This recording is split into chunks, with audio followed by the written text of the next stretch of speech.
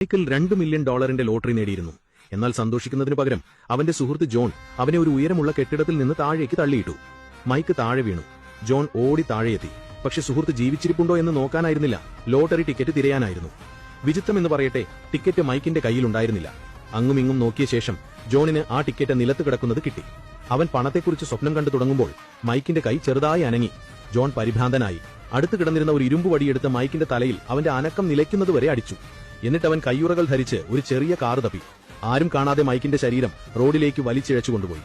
അടുത്ത് തന്നെ ഒരു വലിയ ട്രക്ക് നിർത്തിയിട്ടിരുന്നു. ജോൺ ഒരു ക്രോബാർ ഉപയോഗിച്ച് ട്രക്കിന്റെ പിന്നിലെ വാതിൽ തുറന്ന് മൈക്കിന്റെ ശരീരം അതിനകത്തേക്ക് വെച്ചു. പോകുന്നതിന് മുൻപ് അവൻ മൈക്കിനെ ഒരു തവണ കൂടി അടിച്ചു, ഇനി ഒരു അനക്കവും ഉണ്ടാകില്ലെന്ന് ഉറപ്പുവരുത്താൻ. എന്നിട്ട് അതേ വടി ട്രക്കിലേക്ക് എറിഞ്ഞു, എല്ലാ കുറ്റവും ഡ്രൈവറുടെ തലയിൽ വെക്കാൻ. ഇതിനുശേഷം ജോൺ തിരികെ പോയി ആ സ്ഥലം നന്നായി വൃത്തിയാക്കി. നിലത്ത് കിടന്ന ഒരു കത്തിയെടുത്തു. മൈക്കിന്റെ ഓഫീസിൽ പോയി അത് കഴുകി അവിടെ വെച്ചു. ഇതെല്ലാം ചെയ്ത ശേഷം അവൻ തിരിച്ച് കെട്ടിടത്തിന്റെ മുകളിലെ നിലയിലെത്തി. ദൂരദർശിനിയിലൂടെ ട്രക്കിനെ നോക്കി.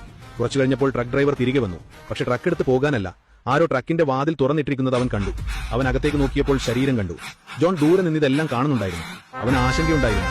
ഡ്രൈവർ ശരീരം മറ്റെവിടെയെങ്കിലും കൊണ്ടിടുമെന്നും അങ്ങനെ ഈ പ്രശ്നത്തിൽ നിന്ന് രക്ഷപ്പെടുമെന്നും അവൻ പ്രതീക്ഷിച്ചു. തന്റെ പദ്ധതി വിജയിച്ചെന്ന് അവന് തോന്നി.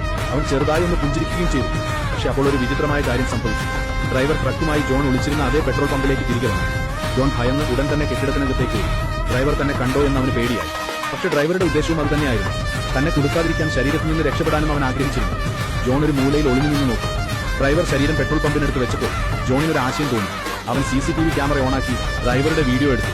എന്നിട്ട് പോലീസിനെ വിളിച്ചു. ഞാൻ റൂട്ട് 6 നമ്പർ 421 നിന്നാണ് സംസാരിക്കുന്നത്. ഞാൻ ആരോ ഒരാളെ കൊല്ലുന്നത് കണ്ടെന്ന് തോന്നുന്നു. പോലീസ് വന്നു, ഡ്രൈവറെ അറസ്റ്റ് ചെയ്തു. അവനാണ് കൊലയാളിയെന്ന് അവർ വിശ്വസിച്ചു. പിന്നീട് ജോൺ സൂപ്പർമാർക്കറ്റിൽ പോയി ഒരു പുതിയ സ്ക്രാച്ച് കാർഡ് വാങ്ങി.